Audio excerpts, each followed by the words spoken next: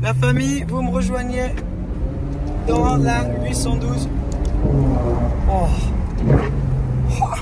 GTS, quelle voiture, quel animal. Alors, bon, confinement, règle de confinement. À Monaco, on a juste un couvre-feu à 20 h, mais on ne peut pas sortir de Monaco. On peut seulement rouler un tout petit peu ici en ville, quoi. Donc, c'est pas idéal, mais au moins on conduit un petit peu et ensuite, je vais vous faire un tour complet de la voiture. Là, ils sont allés en haut ou en bas? En haut. Un tour vraiment complet de la voiture pour vous montrer toute la config, mais surtout cette nouveauté de la part de Ferrari.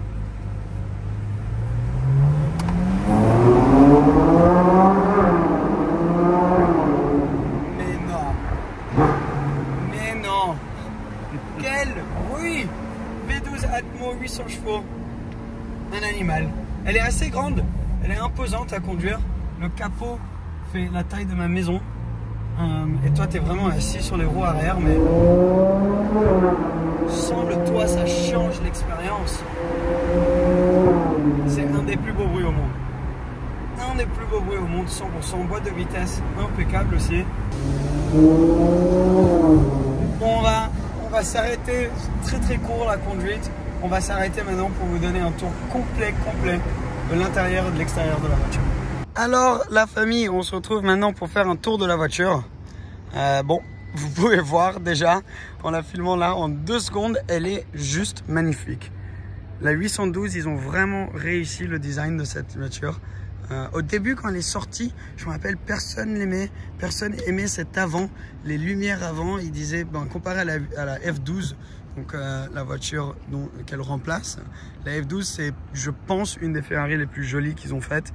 Donc c'était dur un peu à suivre la F12, mais maintenant le plus qu'on s'habitue à la voiture, je la trouve vraiment belle. Pour moi, c'est l'arrière de la 812 qui est juste magnifique avec les 4 phares. Là, de cet angle-là, je la trouve impressionnante. Mais on va parler de tous les détails là, de la voiture, comme on avait fait avec donc, la 488 Pista Spider la semaine dernière. Si vous n'avez pas vu cette vidéo, elle va être en lien quelque part sur l'écran maintenant. Mais la 812, du coup, le gros V12 moteur avant de chez Ferrari. Donc Ferrari sont très connus pour ce genre de voiture. Donc V12 à l'avant, toi tu es assis en gros sur les roues arrière. Une voiture extrêmement sportive qui est top sur circuit, mais surtout créée pour être une GT, pour faire ton Monaco, Lac du Com ou des voyages comme ça, pour partir à Marbella l'été. Tu prends ta 812, ça doit être plutôt sympa. Alors celle-ci finit dans cette couleur bleue magnifique, métallisée. J'espère qu'on va pouvoir voir un peu avec la caméra, mais un très beau bleu. Alors, elle a une belle config, elle était à vendre celle-ci avec Stars Monte Carlo. Très rare, toujours les 812 GTS, donc décapotables comme celle-ci. Donc c'est un toit en dur qui se remet, on va vous montrer exactement comment ça marche. Mais en gros, c'était un peu surprenant qu'ils ont même décidé de faire cette voiture. Parce qu'il y avait la 599 Aperta, ils appelaient ça. Donc c'était une version décapotable de leur V12 de la période. Ils en ont seulement fait 80, il me semble, au monde. Donc voiture très rare qui vaut une fortune aujourd'hui. À F12, ils n'ont jamais fait ça. Ils ont décidé de ne pas faire de décapotable sur la F12. Et là, ils sont sortis avec une voiture de production, non série limitée, décapotable pour la 812. Et je trouve ça juste tellement classe, tellement beau. Surtout dans une config comme celle-ci à Monaco, ça marche très bien. Alors parlons de config. On a cette peinture bleue et ensuite on a tous les détails finis en noir ou gris très foncé sur celle-ci. Tu peux voir le gris là et sur la façade avant aussi c'est fini en gris très foncé. Tu as les parking sensors aussi à l'avant. Et le design est très beau, donc tu as des entrées d'air un peu de partout, entrée-sortie d'air. Donc là, tu as de l'air qui rentre et qui ressort ici. Alors ça fait comme un mini aileron à l'avant. Donc ça pousse l'avant de la voiture pour te donner plus de grip. Alors, jantes noires que je trouve très jolie. Ce design de jantes est très réussi. On dirait des jantes qui sont pas d'origine, à la limite, des jantes tuner un peu, mais c'est les jantes origine Ferrari. Et les freins céramiques, bien sûr standard, c'est une voiture qui coûte aux alentours des 500 000 €. Ça, ils te le donnent standard. C'est des freins, des étriers de frein Brembo fini en jaune aussi, très très joli. On a aussi donc le Ferrari Shield comme on avait sur la 488 Pista Spider. Ça c'est une option. Et tu peux aussi l'avoir peint, qui est, je pense, même encore plus cher de l'avoir peint. Mais après, alors celle-ci, ce qui est très cool, donc c'est tous les détails finis aussi là dans la même façon qu'à l'avant, et les échappements finis en noir. Ce qui est très impressionnant. Et quand tu arrives à l'arrière et que tu regardes bien, tu réalises la taille aussi du diffuseur. Je sais pas si tu arrives bien à voir, mais le diffuseur qui est très très grand. Alors l'avant et l'arrière de cette voiture est assez élevé quand même, parce que comme c'est une voiture que les gens roulent plus que par exemple la Pista Spider, qui démarre là, très jolie, c'est quand même une voiture que les gens ils utilisent plus, donc elle est un peu plus haute à l'avant et à l'arrière, mais aussi parce qu'ils ont tellement de travail aérodynamique qui se passe en dessous de la voiture, qu'il faut avoir un peu plus de place pour que l'air puisse passer en dessous. Alors le diffuseur aussi, avec plein de détails de design à l'intérieur, c'est un peu un double diffuseur. Je fais une partie en haut, une partie en bas, très très réussi. Je vais juste chercher la clé vite fait parce que j'ai envie de vous montrer aussi le côté pratique de cette voiture en vous montrant le coffre. Donc là, c'est le toit baissé et regarde la taille du coffre. Bon, c'est pas non plus un RS6, mais tu as quand même pas mal de place pour une Ferrari, pour une voiture de sport comme ça, plus de 800 chevaux quand même. C'est impressionnant. Donc très très réussi. Tu as aussi sur toutes les Ferrari, là à l'arrière, tu as une liste de toutes les options, de la config de ta voiture. Donc la couleur c'est bleu Tour de France, très beau intérieur Nero, alors bleu TDF, une couleur mythique de chez Ferrari. Alors je vais vous montrer le système du toit dans 2 secondes. J'ai juste envie de vous montrer la config à l'intérieur. Donc tout cuir noir, très très beau. Alors le cuir Ferrari, je sais pas ce qu'ils font avec, mais c'est d'une qualité, il y a une odeur tellement particulière avec le cuir Ferrari. C'est très très réussi. Et après c'est cette finition on dirait un peu de l'acier, c'est en gris clair. Et pareil, la qualité quand tu touches ça, c'est tellement solide. Bon, c'est une Ferrari à 500 000 balles en même temps, hein, tu m'étonnes que c'est une bonne qualité. Donc là, tu as le logo Ferrari quand tu rentres. Et ici, donc on a le Cavallino et cette bande bleue, ça c'est une option très jolie en bleu. Pour complémenter bien sûr l'extérieur. Ça c'est les sièges confort. Tu peux l'avoir avec des sièges sport qui sont bien sûr du coup moins confortables. Ça c'est les sièges vraiment si tu vas utiliser la voiture beaucoup. Elle est neuve celle-ci, donc l'acheteur va sûrement pouvoir mettre beaucoup de kilomètres dessus. Et donc tu as envie d'avoir des sièges assez confortables. Ça va bien avec le caractère de la voiture. Alors, rentrons à l'intérieur. Tu vas voir là par exemple tu peux ouvrir le coffre direct à travers ce bouton ici. Mais tu as aussi donc des sièges à mémoire.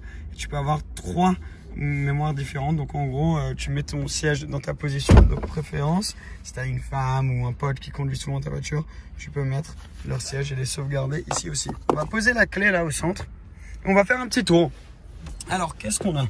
On a ici rien du tout. Ça ne s'ouvre pas. On explore un peu ensemble. Là on a un petit endroit pour pouvoir mettre ton tel. Donc c'est parfaitement la taille d'un iPhone. Allume-cigarette pour je sais pas, charger 2-3 petits trucs, et aussi une entrée USB pour ton tel. Ça tu peux rabaisser. Il n'y a pas beaucoup de place derrière les sièges, mais ils t'ont quand même mis un petit truc si tu as envie de mettre les papiers du véhicule ou des trucs comme ça, comme on a fait nous là.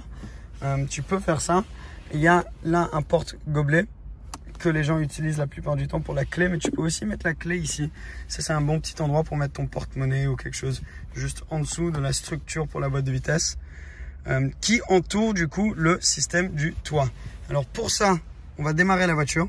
On va amener ce V12 en vie. C'est un bruit, mais quel bruit ce V12 Ferrari. Écoute. Alors, le toit, tout simplement, là pour le remettre, tu cliques, tu baisses et ça s'ouvre. Bam, c'est assez rapide. C'est impressionnant à quel point ils arrivent à faire ça rapidement aujourd'hui. Ça sort en 2 pièces, très similaire que dans la 488 Pista. Ça se rabaisse à l'arrière. Et bim, c'est fini. T'as les vitres qui montent. Et voilà. On va baisser la radio. Alors, je vais tourner la voiture parce que sinon, on va avoir trop de soleil. Avec le soleil, là, en hiver, ça fait des effets un peu bizarres au niveau de la caméra. Donc, je vais juste la tourner vite fait. Et après, on va continuer avec l'intérieur. Ok, donc c'est bon. Je vais baisser tout ça, là. Et on va réouvrir le toit parce que sinon, on va crever de chaud. Il fait très, très chaud, là, aujourd'hui. Et... bam. Magnifique. Alors, parlons de cet intérieur. Donc, on a vu vite fait là au niveau de la boîte de vitesse, donc pour la mettre en marche arrière, le bouton auto parce que comme dans la 488, quand tu démarres la voiture, tu vas voir là, elle est directement en auto. Donc tu cliques ce bouton, ça s'enlève, ça se met en mode manuel. Donc ça, tu le fais directement quand tu rentres dans la voiture. Et le bouton launch control que tu peux utiliser autant de fois que tu veux, vu que c'est une voiture à double embrayage. Tu as aussi la petite vitre là, que tu peux contrôler séparément du moteur. Pour que si tu as le toit levé et que tu as envie d'entendre le bruit pendant qu'il pleut, tu as cette option. Et ensuite, on a des nouveaux systèmes. Donc comparé à la 488 qu'on a vu dernièrement dans une vidéo, le volant est nouveau et le système de clim est nouveau. Donc un nouveau design. Bon, c'est le même système, ils ont juste changé un petit peu le design. Ça marche quand même très très bien. Alors là, ça part en couille assez rapidement. Donc ouais, tu as ce système là. Alors tu as une boîte à gants aussi, cette fois-ci. Parce que tu n'en avais pas dans la 488. Donc là, tu cliques sur le bouton, ça s'ouvre. Tu as pas mal de place en vrai. Tu as pas mal de place en général dans cette voiture. Parce que regarde là, tu as aussi pas mal de place pour mettre des trucs dans la portière. Alors tu peux avoir un petit écran, celle-ci ne l'a pas. Un petit écran ici pour le passager pour qu'ils aient de l'info sur la conduite, sur la radio, etc. Celle-ci ne l'a pas, c'est une option. Et ensuite, on a, pareil, comme dans la 488, deux écrans de chaque côté. Là, du système plus analogue au milieu. Alors chaque écran est contrôlé par des boutons sur le côté là. Tu vois cet écran là, c'est tout ce qui est de plus traditionnel. Alors comme la voiture est littéralement neuve, on doit tout faire nous-mêmes. Alors tu as déjà pour voir ta vitesse là, ils disent 360 km/h, plutôt pas mal. Radio, médias, navigation. Alors ils ont refait un petit peu l'écran de navigation. Alors tout est en italien donc je galère un petit peu. Bref, l'écran de navigation est un peu plus nouveau comparé à la 488 et c'est très très beau et c'est là aussi que tu comprends ton volume. Alors la radio c'est du JBL, vraiment très très bon, très bonne qualité de radio. Et à gauche du coup on a tout ce qui est plus technique au niveau de la voiture. Donc tout ce qui est le contrôle pour là ça te donne ta vitesse en version digitale, mais tu peux aussi avoir voilà justement ta batterie, ta pression d'huile, les températures, tout ça, la température de tes pneus, la pression de tes pneus, tout ça. Donc voilà, ils ont aussi changé un petit peu le design des sorties d'aération là pour la clim, très très joli aussi. Et ce volant qui est nouveau. Donc attends, je vais aller en grand angle, c'est peut-être plus... Ouais, c'est mieux comme ça. Donc tu as les clignotants, tu as les phares et tu as toujours le Manettino. Donc Wet Sport, Race, City Off, ESC Off. Ça te fait un petit bouton pour te dire tu es fou. Qu'est-ce que tu fais ça quand tu n'es pas sur circuit en gros.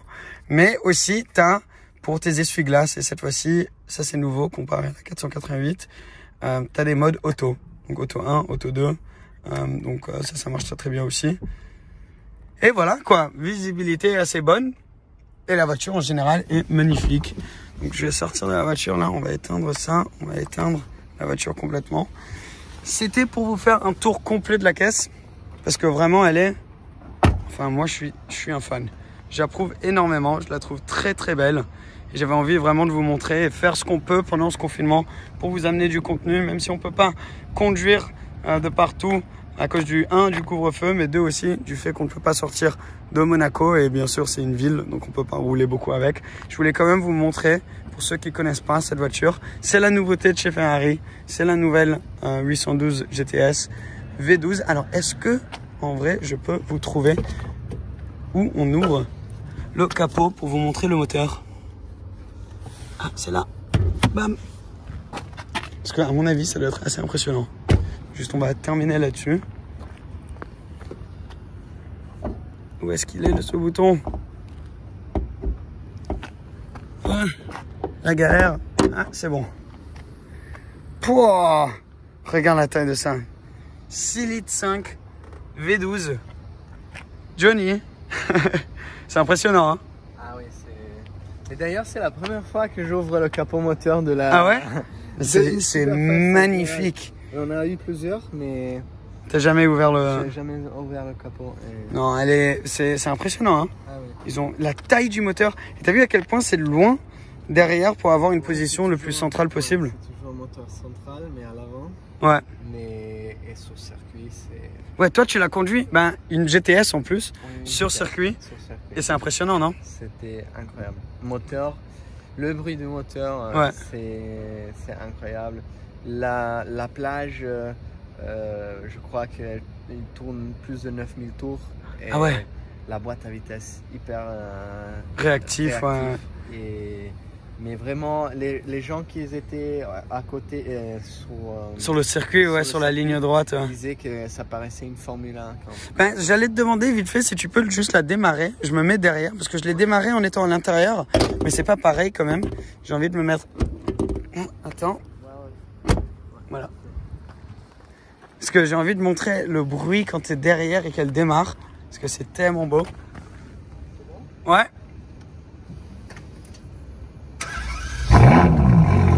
Wow.